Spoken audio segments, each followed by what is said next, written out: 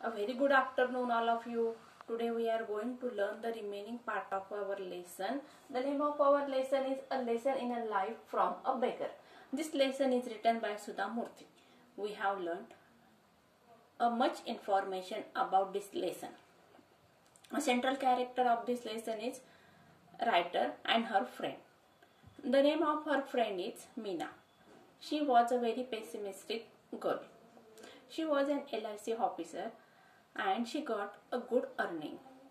But still her attitude to look at the life is very negative. She did not enjoy each and every moment and she always criticized each person, each moment. So, such a girl, a pessimistic girl, nobody likes her, and also a writer doesn't like her behavior. She got transfer from Bangalore to Mumbai, and writer also forget her. After some years, writer had an official work, so she went to Bombay. There, accidentally writer met Meena. Writer want to avoid Meena, but there Meena came and take writer to a coffee shop. And the attitude of Meena was changed, and it was very sudden for writer. Writer asked her what is the reason behind her attitude change. Then writer asked her, is there any Prince Charming who is because of him her attitude changed. But Meena told her there is no Prince Charming, but there was a beggar. That beggar was sitting in front of her house and she was giving leftover to him. And after some time there was a heavy rain was following, and the beggar and his granddaughter were enjoying the heavy rain. Then what happened next? Meena thinks that she did not give beggar a leftover that day. Still he was enjoying the rain and she was cursing the rain. Then she take a list which things she have and which things she doesn't have, and the things beggar have and doesn't have. Then she understand that she have much better things than the beggar. Still she was very sad, gloomy person, but the beggar doesn't have anything. Still he enjoy his life. So what happened next we are going to learn. बघा विद्यार्थ्यांनो, आपण मागच्या दोन part मध्ये आपला जो lesson आहे a lesson in a life from a beggar हा सुरू केलेला आहे. हा लेसन लिहिण्यात आलेला आहे सुधा मूर्ती यांच्याकडून. सुधा मूर्ती यांच्याबद्दलची माहिती आपण कलेक्ट केलेली आहे. त्याचबरोबर आपल्या या स्टोरी मधलं सेंट्रल कॅरेक्टर आहे मीना आणि रायटर आहे सुधा मूर्ती. मीनाचं कॅरेक्टर कसं आहे आपल्याला सुरुवातीच्या पार्ट मध्ये लक्षात आलेलं आहे. मीना एक पेसिमिस्टिक गर्ल आहे, निराशवादी मुलगी आहे. तिच्या आयुष्याकडे बघण्याचा दृष्टिकोन निराशवादी आहे. ती प्रत्येक गोष्टीमध्ये नावं ठेवत असते, प्रत्येक व्यक्तीला नावं ठेवत असते. आयुष्य एन्जॉय करण्याची तिची वृत्ती नाहीये. अशी ही जी मीना आहे तिला कोणीच तिच्या बरोबर मैत्री करत नसतं. मीना LIC ऑफिसर आहे, तिला चांगली इन्कम असते. ती तिच्या आई वडिलांची एकुलती एक मुलगी आहे. तिचे आई वडील दिल्लीला असतात, मीना बंगलोरला असते. आणि नंतर काही दिवसांनी मग मीनाची बदली मुंबईला होते. मग त्या ठिकाणी काही ऑफिशियल कामासाठी एके दिवशी रायटर मुंबईला जातात आणि त्या ठिकाणी अकबरालया या ठिकाणी रायटरची आणि मीनाची भेट होते. रायटर तिला अवॉइड करण्याचा प्रयत्न करतात, पण त्या ठिकाणी मीना येते आणि छानसे रायटर यांच्याशी बोलायला लागते. आता तिचा जो बदललेला ॲटिट्यूड होता, भर पाऊस पडत आहे तरी ती कुठल्याही प्रकारे तक्रार न करता रायटर आपल्या सुधा मूर्ती यांना चहा पिण्यासाठी इन्व्हाइट करत आहे. मग या ठिकाणी रायटर तिला टाळण्याचा प्रयत्न करतात, पण ती त्या ठिकाणी वेगवेगळे कारण सांगून रायटर यांना हॉटेलमध्ये घेऊन जाते. मग तिचा हे जे बदललेला ॲटिट्यूड आहे तो बघून रायटर यांना आश्चर्य वाटतं. त्या तिला विचारतात का तुझ्या आयुष्यामध्ये कोणी आहे का बाई, प्रिन्स चार्मिंग आहे का? त्या ठिकाणी ती सांगते की नाही, माझ्या आयुष्यात असं कोणी नाहीये. तर ती सांगते नंतर की माझ्या घराच्या समोर एक भिकारी राहत असतो त्याच्या नातीबरोबर. मी त्याला उरलेलं देत असते. मी कधी त्याच्याशी बोललेले नसते किंवा तोही माझ्याशी बोललेला नसतो. आणि एके दिवशी खूप पाऊस पडत असताना मी पावसाला बोलत असते किंवा शिव्याशाप देत असते. पण त्या ठिकाणी तो भिकारी त्या ठिकाणी पाऊस एन्जॉय करत आहे आणि त्या दिवशी त्याने खाल्लेलं पण नसतं, कारण मीनाने त्याला शिल्लक राहिलेलं अन्न पण दिलेलं नसतं. मग या ठिकाणी मीना काय करत आहे, तिच्याकडे असलेल्या गोष्टी आणि नसलेल्या गोष्टी यांची यादी करते आणि त्या ठिकाणी तिला लक्षात येतं की भिकाऱ्याकडे तर यातलं काहीच नाही आहे, तरी तो आयुष्य एन्जॉय करतोय. चला बघूया पुढे मग. One monsoon day, I looked out of my bedroom window and started cursing the rain. I don't know why I did that because I wasn't even getting wet. That day, I couldn't give the beggar and his granddaughter their daily quota of leftovers. They went hungry, I am sure. बघा काय सांगितलं, one monsoon day म्हणजे एका पावसाळी दिवशी काय झालेले बघा. I look out of my bedroom, I means Meena. I look out of my bedroom, मी माझ्या बेडरूमच्या खिडकीतून बाहेर बघते. Simple past tense. याचं क्वेश्चन टॅग काय होणार, didn't I. I look out of my bedroom window and started cursing the rain, आणि मी पावसाला अब्यूज करायला लागले किंवा शिव्या शाप द्यायला लागले. I don't know why I did that because I wasn't even getting wet. मग आता मीना असं का करते तिला लक्षात येत नव्हतं, कारण ती घरात बसली होती. घरात बसून ती ओली होणारच नाहीये, मग तरी ती असं का करत आहे याचंच कारण तिला समजत नव्हतं. That day I couldn't give the beggar and his granddaughter their daily quota of leftovers. आणि मीना सांगते की त्या दिवशी मी त्या भिकाऱ्याला आणि त्याच्या नातीला उरलेलं जे शिळं अन्न होतं ते पण दिलेलं नव्हतं, कारण पाऊस पडत होता. They went hungry, I am sure. Meena सांगते की त्यांना नक्कीच भूक लागली असेल, मला खात्री होती. However, what I saw from my window surprised me. असं असून सुद्धा मी जे खिडकीतून बघितलं त्याने मला खूप आश्चर्य वाटलं. तर मीनाने काय बघितलं खिडकीतून आपण बघूया. The beggar and a young girl were playing on the road because there was no traffic.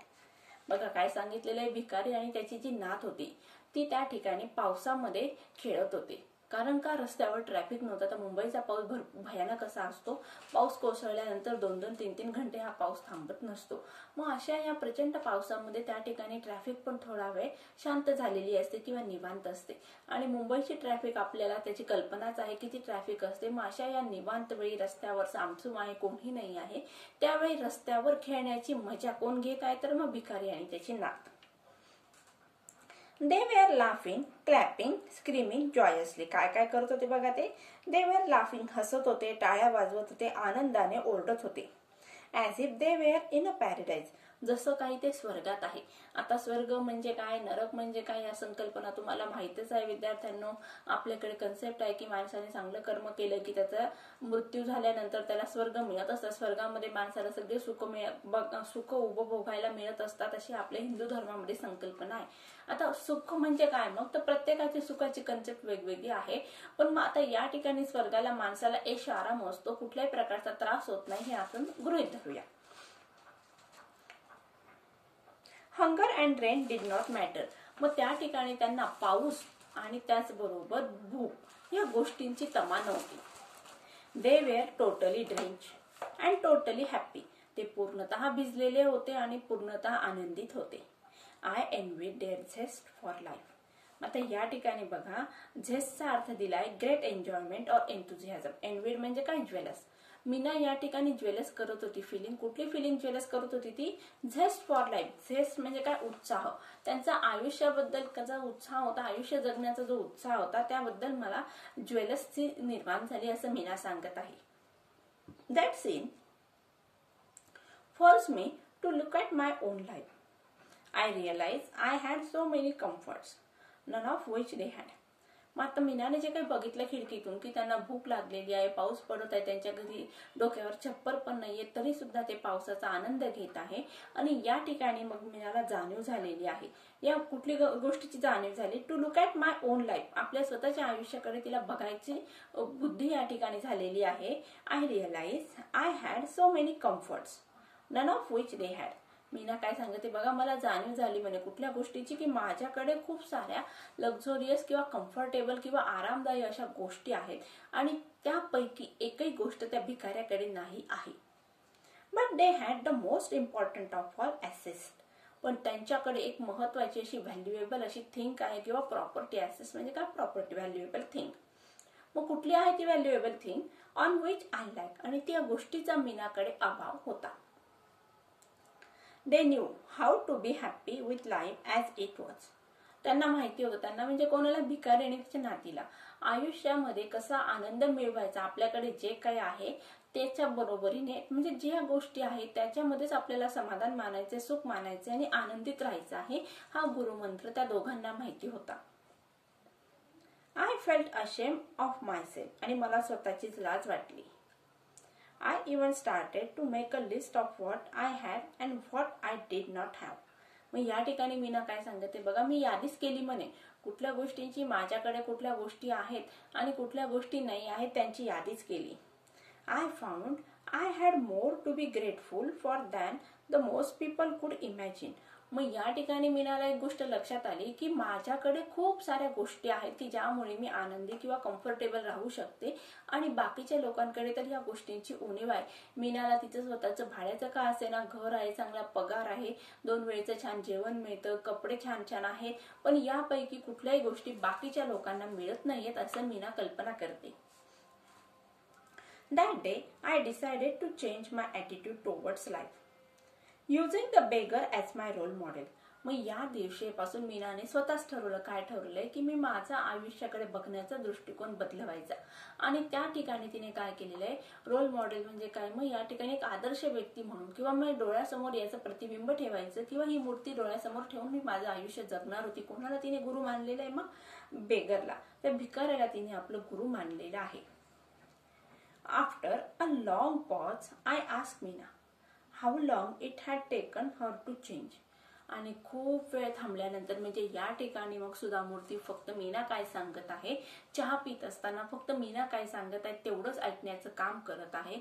आणि खूप वेळ थांबल्यानंतर मग सुधा मूर्ती यांनी मीनाला प्रश्न विचारलेला आहे की मग तुला किती वेळ लागला हा बदल स्वीकारायला किंवा तुझ्यामध्ये बदल घडवून आणण्यासाठी मीना तुला किती वेळ द्यावा लागलेला आहे. Once this realization dawned, she said, it took me almost 2 years to put the change into effect. Now, nothing matters. I am always happy. I find happiness in every small thing, in every situation and in every person. Did you give any Guru Dakshina to your Guru? I asked. बघा आता पुढे काय होतंय, writer यांनी मीनाला प्रश्न विचारलाय की बाई मग तुला किती वेळ लागला बदल अंगीकारायला किंवा स्वीकारण्यासाठी. आता कुठली गोष्ट पटकन बदलत नसते विद्यार्थ्यांनो, आपल्यामध्ये ज्या काही वाईट सवयी असतात त्या वाईट सवयी जाण्यासाठी खूप वेळ जावा लागत असतो. चांगल्या गोष्टी माणसामध्ये येण्यासाठी ज्याप्रमाणे मेहनत घ्यावी लागत असते त्याप्रमाणे वाईट गोष्टी माणसाला सोडून जात नसतात.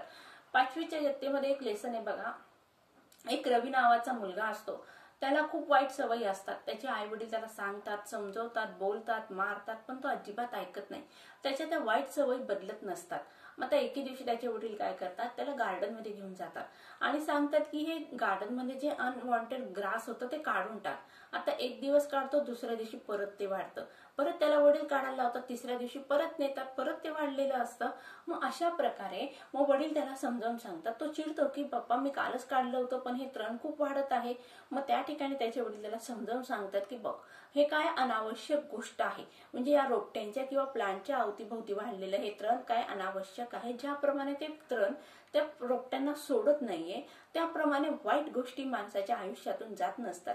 मग अशा प्रकारेच आपल्या आयुष्यातून वाईट गोष्टी जाण्यासाठी खूप वेळ लागत असतो. म्हणून प्रत्येकाने आयुष्य जगताना अतिशय सावधानपूर्वक किंवा काळजीपूर्वक चांगल्या गोष्टींचा अंगीकार करावा आणि वाईट गोष्टी कटाक्षाने टाळाव्यात. Once this realization dawned म्हणजे काय, बिगॅन टू रिअलाइज. मग मीनाला जाणीव झालेली आहे की आपण खूप म्हणजे चुकीच्या दृष्टीने आयुष्य एन्जॉय करत नाही आहोत, आपल्या आयुष्याकडे बघण्याचा दृष्टिकोन खूप चुकीचा आहे. She said, it took me almost 2 years to put the change into effect. मग मीनाने काय सांगितलं, यासाठी मला बरोबर 2 वर्षाचा कालावधी लागलेला आहे. मी काय ठरवलं होतं की मी आता आयुष्याकडे पॉझिटिव्ह ॲटिट्यूडने बघणार आहे, त्या बदल स्वीकारण्यासाठी मला 2 वर्ष लागलेले आहेत. नाउ नथिंग मॅटर्स, आता काहीच नाहीये, म्हणजे मी आता बदललेली आहे. आय एम ऑलवेज हॅपी, मी नेहमीच आनंदी असते. I find happiness in every small thing, in every situation and in every person. मग या ठिकाणी मीना काय सांगत आहे, मी प्रत्येक गोष्टीमध्ये आनंद शोधते, प्रत्येक छोट्या गोष्टीमध्ये आनंद शोधते, प्रत्येक परिस्थितीमध्ये आणि प्रत्येक व्यक्तीमध्ये मी आनंद शोधण्याचा प्रयत्न करत असते. म्हणजे सुरुवातीच्या पार्टमध्ये जी मीना दाखवलेली होती की प्रत्येक गोष्टीला, वस्तूला, व्यक्तीला नावं ठेवत होती, ती मीना आता पूर्णतः बदललेली आहे. ती आता प्रत्येक गोष्टी म्हणजे आयुष्यातील प्रत्येक क्षणाचा, प्रत्येक गोष्टीचा आणि प्रत्येक आलेल्या व्यक्तीबरोबर ती आनंद शोधण्याचा प्रयत्न करत आहे. पुढे बघा, did you give any gurudakshina to your guru I ask. मग रायटर यांनी परत प्रश्न विचारला सुधा मूर्ती यांनी, मग तू तुझ्या गुरुला काही गुरुदक्षिणा दिलीस की नाही? No, unfortunately by the time I understood things he was dead. आता या ठिकाणी मीनाने कबूल केलं. तिने सांगितलं की माझ्या दुर्दैवाने जोपर्यंत मला ह्या गोष्टी लक्षात यायला लागल्या तर की त्या भिकाऱ्यामुळे माझ्या आयुष्यात बदल झालेला आहे आणि त्या भिकाऱ्यासाठी मी काहीतरी करायला पाहिजे, तोपर्यंत तो भिकारी मृत्युमुखी पडलेला होता. But I sponsored his granddaughter to a boarding school as a mark of respect to him. मग या ठिकाणी मीनाने काय केले बघा, भिकाऱ्यासाठी ती काही करू शकली नाही, पण मग त्याची जी नात होती ती आता एकाकी राहिली होती. त्या नातीसाठी मीनाने या ठिकाणी काय केलेले, तिला बोर्डिंग स्कूलमध्ये टाकलेलं आहे, निवासी शाळेत टाकलेलं आहे की ज्या ठिकाणी तिचे जेवणाची, खाण्याची आणि झोपण्याची त्याचबरोबर तिच्या शिक्षणाची सोय होईल अशा बोर्डिंग स्कूलमध्ये मीनाने त्या मुलीला टाकलं आणि तिचा सगळं खर्च मीनाने त्या ठिकाणी स्वीकारलेला आहे. अशा प्रकारे बघा विद्यार्थ्यांनो, एका व्यक्तीमध्ये बदल करण्याचं काम कोणाकडून झाले तर भिकाऱ्यामध्ये. म्हणजेच मग आपल्या आयुष्यामध्ये कुठल्या गोष्टीपासून चेंज होईल आपल्याला पण माहित नसतं आणि कुठल्या वाईट गोष्टी आपल्या आयुष्याचं नुकसान करतात याची जाणीव आपल्याला उशिराने होत असते. पण उशिराने झालेली जाणीव सुद्धा ऍक्सेप्ट करणं हे अतिशय महत्वाचं असतं. अशा प्रकारे बघा विद्यार्थ्यांनो, मीनाचं जे कॅरेक्टर होतं ते पूर्णतः बदललेलं आहे आणि लेसनच्या शेवटी आपल्याला एक हॅप्पी आणि पॉझिटिव्ह ॲटिट्यूड असणारी मीना जाणवली. चला तर मग आता वर्कशॉप बघूया. पेज नंबर 96, प्रश्न number 1, English workshop. Complete the following table. आता खाली एक टेबल दिलेला आहे, हु सेड टू हुम, कोणी कोणाला म्हटलं. हे परीक्षेला विचारलं जात असतं. बघूया, पहिलं वाक्य आहे, Shweta is a very beautiful girl isn't she. आता हे वाक्य कोणी वापरलेलं आहे, कोण बोललंय? रायटर बोललेलं आहे. कोणाशी? मीनाशी. When a pony is young, he looks handsome. Meena, हे वाक्य कोणी बोललं? मग मीना. कोणाशी? रायटरशी. Meena said to writer, it's a beautiful day. Writer said to Meena, no, the sun is too hot. Meena said to writer, I am all excited. It's nice to meet old friends. Meena said to writer. बघा या ठिकाणी जर तुम्ही lesson व्यवस्थित शांततेने ऐकला असेल किंवा शिकवताना काळजीपूर्वक लक्ष दिलं असेल, तुम्हाला याची उत्तर पटापट येणार. Let us chat. Meena said to writer, we wouldn't get a taxi in this rain. Writer said to Meena. Then what's the secret of your energy? Writer said to Meena. A beggar change my life. Meena said to writer. सगळ्यांनी उत्तर लिहिली असतीलच. चला दुसरा प्रश्न बघूया. State whether the following statements are right or wrong. Correct the wrong ones. आता खालची स्टेटमेंट राईट आहे का रॉंग आहे ती बघायची आणि त्याचबरोबर तुम्हाला उत्तरपत्रिकेमध्ये किंवा तुमच्या वहीमध्ये स्टेटमेंट राईट करून लिहायची आहे. पहिलं, the author and Meena were great enemies. Wrong. Right statement काय आहे? Author and Meena were friends. Second, Meena was a very cheerful person initially. Wrong. Meena was not a cheerful person. तिसरं, Meena stayed alone in an apartment in Delhi. उत्तर wrong आहे. मीनाचे parents दिल्लीमध्ये राहायचे. Meena was the second child of her parents. Wrong. Meena was only one child of her parents. E. The author spotted Meena at the Bombay Flora fountain. Right. ऑथरने spot केलं का? नाही, मीनाने spot केलं ऑथरला. मग हे स्टेटमेंट कसं असणार आहे? रॉंग असणार आहे. The beggar and a young girl were playing on the road because of there was a lot of traffic. Wrong. Beggar आणि तिची यंग गर्ल त्या ठिकाणी पावसात मध्ये खेळत होती कारण त्या ठिकाणी ट्रॅफिक होती म्हणून खेळत होते का? नाही, कारण त्या ठिकाणी ट्रॅफिक नव्हती. जी.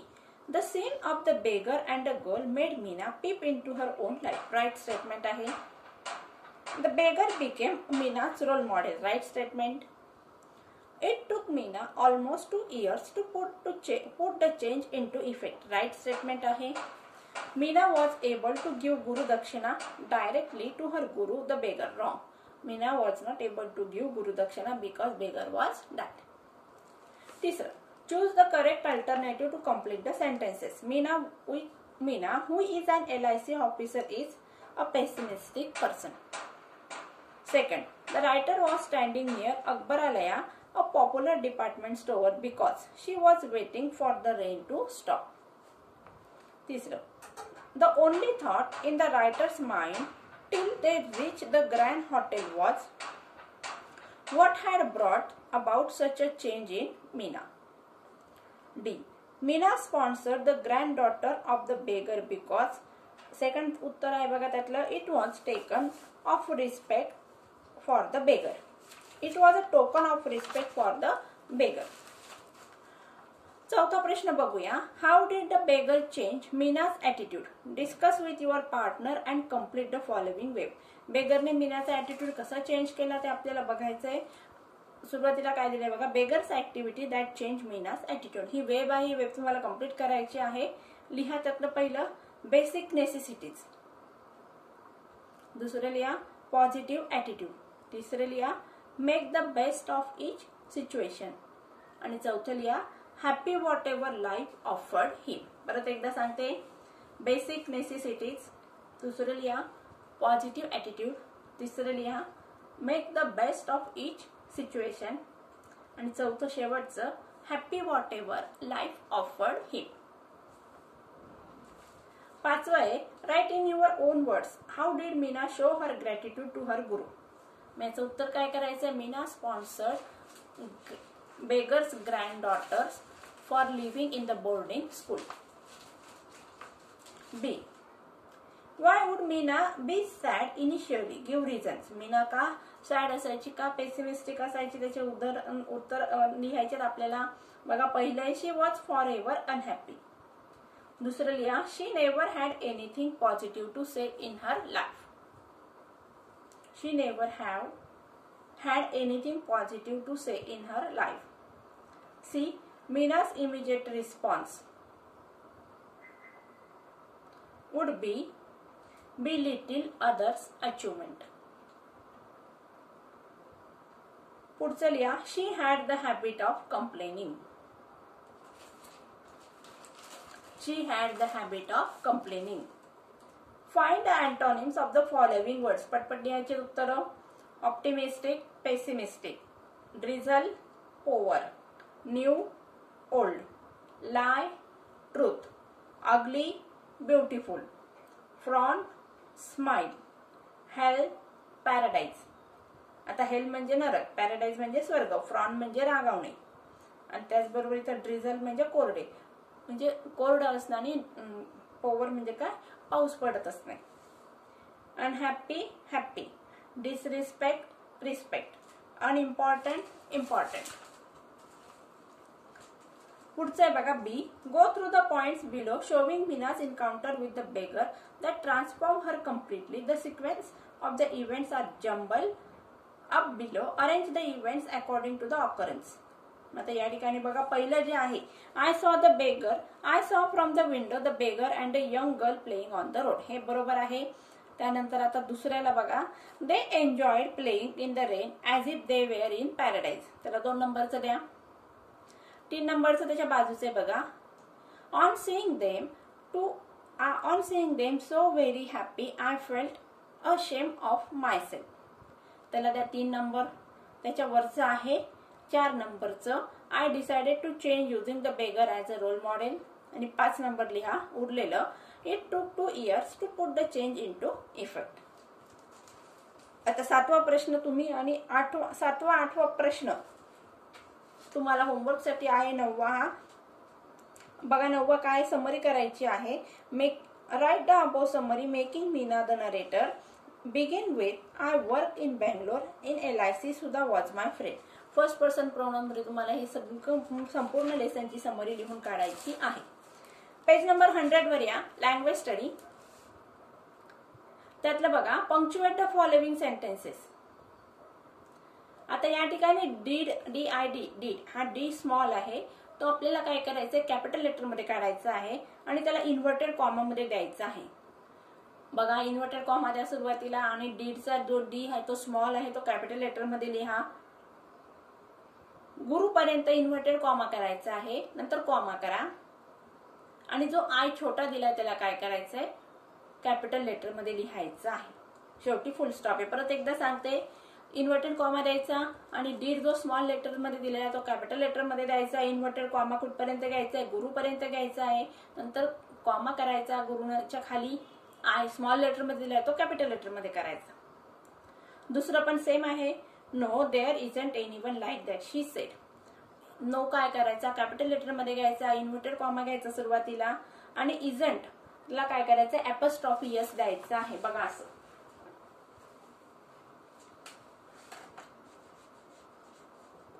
No there isn't anyone like that she said.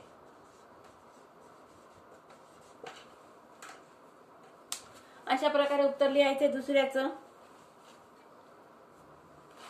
त्यातलं दुसरं आहे बघा, add a suffix the following words. आता प्रेफिक्स आणि सफिक्स हे आपण शिकलेलो आहोत. आता प्रेफिक्स म्हणजे काय, शब्दाच्या पूर्वी येणार. सफिक्स म्हणजे काय, शब्दाच्या नंतर येणार. आता या ठिकाणी बघा काइंड आहे, त्याला लावायचं काइंडनेस, हॅपी हॅपीनेस,